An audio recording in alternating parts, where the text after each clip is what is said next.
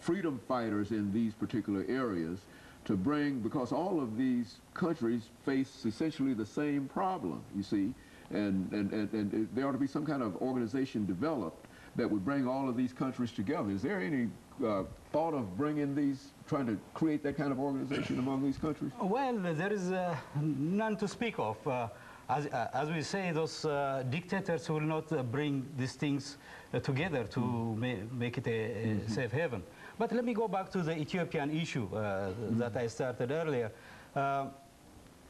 Democracy has to be there. I mean, there is no freedom of speech. There is no freedom of religion. If you see the Radio Voice of America, is jammed by the government now.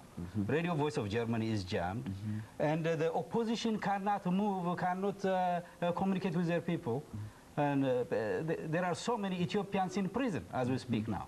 You know, this HR 2003 that I mentioned earlier, with the help of our senators here, will have some good things, positive things to the country.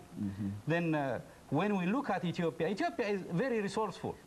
Whenever we see the television set, we see so many dismal things. But that country has a lot of resource. You know, the river Nile flows from Ethiopia, for God's sakes. That country is rich naturally. But there must be a good government which will lead the people to production, to the economic betterment there. But that's not happening.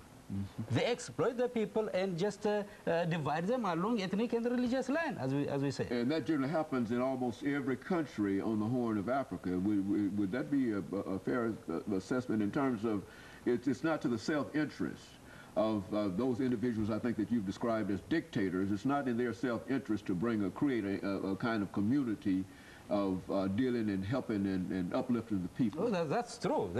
For instance, take Somalia, for instance. There is no government to speak of. It is trying to get itself together. Go to Sudan, with the Darfur situation, you all know. And you go to the north, Eritrea, another dictator there. I mean, then the United States and the West should facilitate democracy. These are the individuals that we seek to deal and negotiate with, hoping to create a democracy for the people, but these individuals are not, as dictators and et cetera, are not really interested in creating a democracy. They'll take the money, but they will not use the money to help the people. They will use the money for their own personal... Exactly. Exactly. And that's a terrible thing to say, but is that essentially what's going on on the Horn these days? Well, if we help the people help themselves, if we introduce democracy there, if we protect human rights abuse in those countries, if we are not supporting dictators all over Africa, this wouldn't happen. I mean, the United States people, the taxpayers, will benefit by bringing about democracy in those countries, not dealing with those crooks. Those crooks are just killing the people. That's what's happening, you know. And of course, this is the same. This is true in terms of the Kenyan government in a real sense in terms of its refusal to turn over power or to admit any kind of opposition? Certainly, turnover is a significant problem. And the truth is that you cannot have the same leaders of a democracy justifiably for 40 years. It no longer is a democracy. And so although it is difficult, as I said earlier, to impede on a sovereign nation's government, there certainly can be things done strategically to not aid and support those governments if they are in fact not adhering to key principles of a democratic form of government, and if in fact the United States is actually interested in promoting democracy in Africa. I would also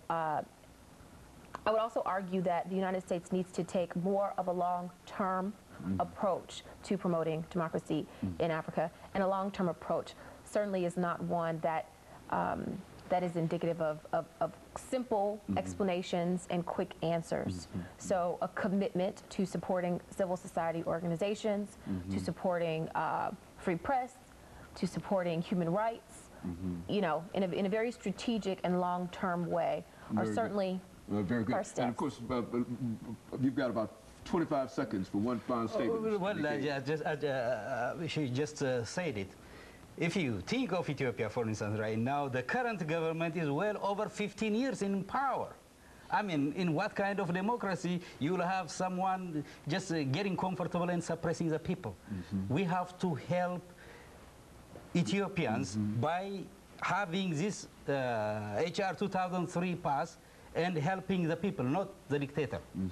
Very good. And of course, let me thank the two of you for coming by and giving us that excellent information about Ethiopia and about Kenya. And we would like our audience also to understand that this is only the first part of a two-part series that we're doing on the Horn of Africa, because we believe that to be so very, very significant. And of course, let me encourage you to tune in again next week for another informative edition of Comments. Thank you and good morning.